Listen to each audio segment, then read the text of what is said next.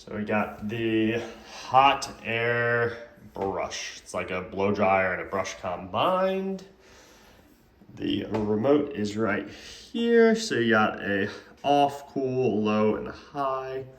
Go and turn it on. So 3 different modes. This is what my wife's hair looks like now. And we'll show you during and then after.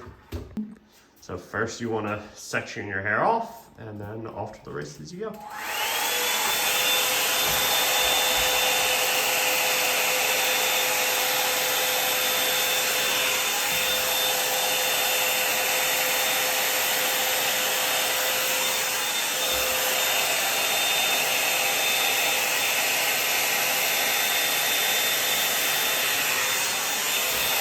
Here it is all done.